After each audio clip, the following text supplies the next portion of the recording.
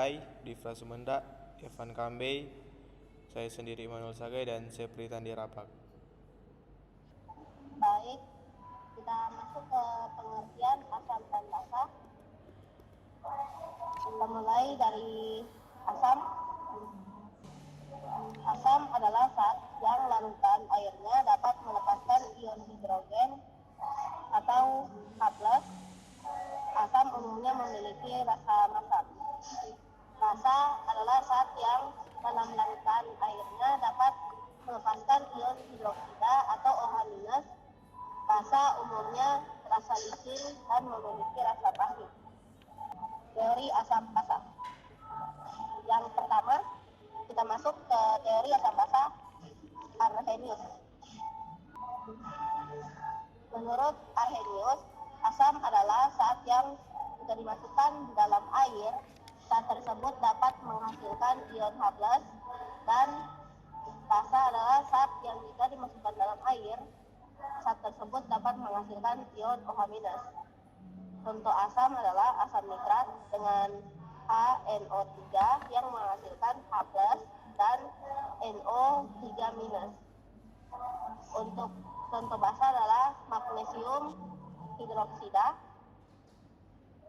yaitu Mg(OH2) yang menghasilkan Mg2+ dan 2OH-. Kita masuk ke teori berikutnya, yaitu teori asam basa Brown-Split-Lowry. Teori Brown-Split-Lowry menjelaskan bahwa asam dapat memberikan ion H+ atau menjadi donor proton, sedangkan basa adalah yang dapat menerima ion H+ atau menjadi akseptor proton. Dapat dilihat dari HCl yang memberikan H+ kepada H2O yang menghasilkan H3O+ dan Cl-. Di sini asamnya itu HCl dan basa konjugasinya itu Cl. Sedangkan basanya itu H2O dan asam konjugatnya H3O+. Kita lanjut ke yang teori berikutnya, teori asam basa Lewis. Menurut Lewis, definisi asam itu adalah akseptor pasangan elektron, sedangkan basa adalah donor pasangan elektron. Dapat dilihat dari persamaan di bawah, NH3 itu adalah basa dan BF3 itu adalah asam, karena N memberikan pasangan elektron kepada B agar kita lanjut. Larutan asam.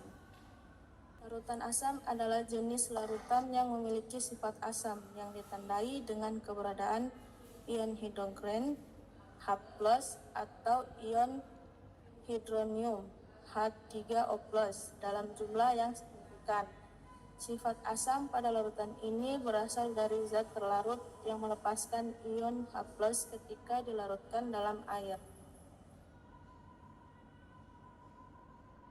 Contoh larutan asam. Yang pertama, asam kuat. Asam kuat ada asam klorida atau HCl, asam sulfat H2SO4, asam nitrat HNO3.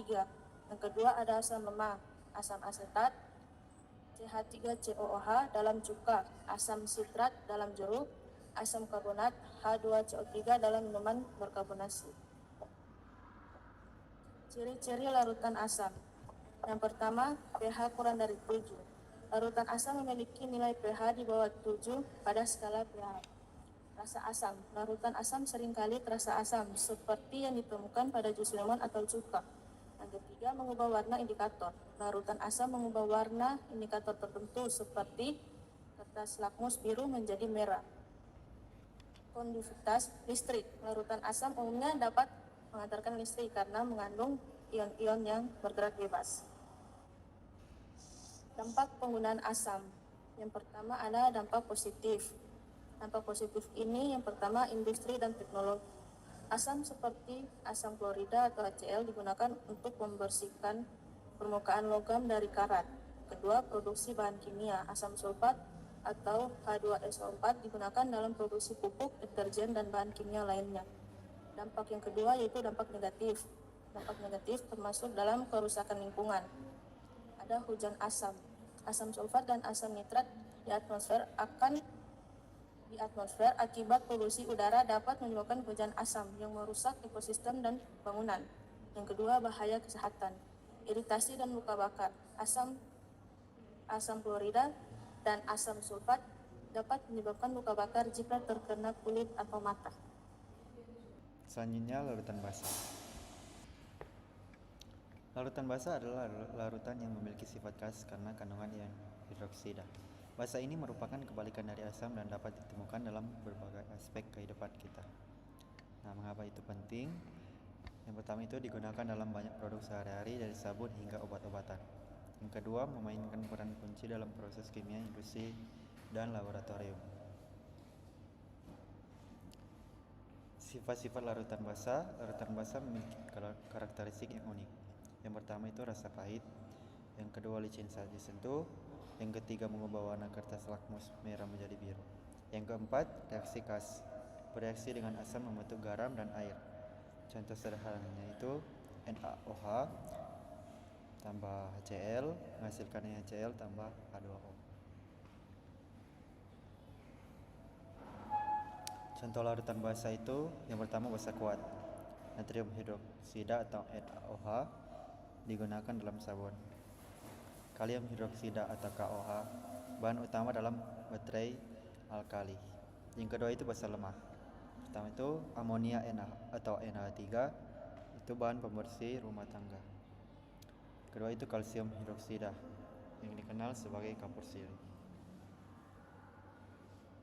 Dampak penggunaan basa itu, larutan basa memiliki manfaat besar, tapi juga memiliki risiko. Dampak positif itu membantu aktivitas manusia dari membersihkan hingga proses pembuatan barang.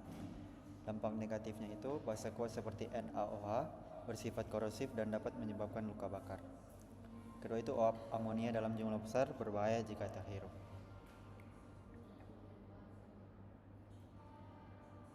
Kita masuk pada indikator asam dan basa. Apa itu indikator asam dan basa? Jadi indikator asam dan basa adalah senyawa yang digunakan untuk menentukan pH larutan melalui perubahan warna. Jadi indikator itu memberikan tanda dengan warna tertentu jika larutan bersifat asam, basa, dan netral. Contohnya itu jika menggunakan larutan asam itu kertas lakmus merah akan tetap merah, kemudian lakmus biru itu akan berubah menjadi merah. Kemudian jika menggunakan larutan netral itu lakmus merah akan tetap merah, lakmus biru itu tetap menjadi biru. Kemudian jika menggunakan larutan basa itu lakmus merah itu akan menjadi biru dan lakmus biru itu tetap menjadi biru. Kemudian ada dua jenis indikator, yaitu indikator alami yang dihasilkan dari bahan-bahan alami, kemudian indikator sintetis itu dibuat secara laboratorium. Kita masuk pada indikator alami, yaitu yang dibuat dari tanaman berwarna cerah seperti kol ungu, kunyit, kulit manggis, dan bunga sepatu. Kemudian kriterianya itu yaitu perubahan warna saat ditambahkan ke larutan asam, basa, atau netral. Contoh aplikasinya itu yaitu ekstrak kunyit digunakan untuk mengamati sifat larutan melalui perubahan warna. Kemudian kita masuk pada indikator sintetis, yaitu kertas lakmus, yaitu jika biru itu berarti basa, kemudian merah yaitu asam. Indikator universal itu yaitu warna berbeda sesuai rentang pH 1 sampai dengan 14. Kemudian larutan indikator yaitu contohnya itu metil merah yaitu pH 4,4 sampai dengan 6,2. Kemudian bromtimol biru pH 6,0 sampai dengan 7,6. Kemudian pH meter yaitu alat elektronik untuk pengukuran pH yang cepat dan akurat. Baik, slide selanjutnya contoh nyata asam dan basa. Contoh yang pertama dari asam adalah jeruk nipis, cuka, dan asam lambung, dan contoh nyata basa ada sabun, soda kue, dan amonia.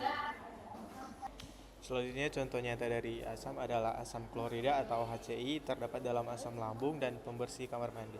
Selanjutnya asam karbonat H2CO3 terdapat dalam minuman berkarbonasi seperti soda.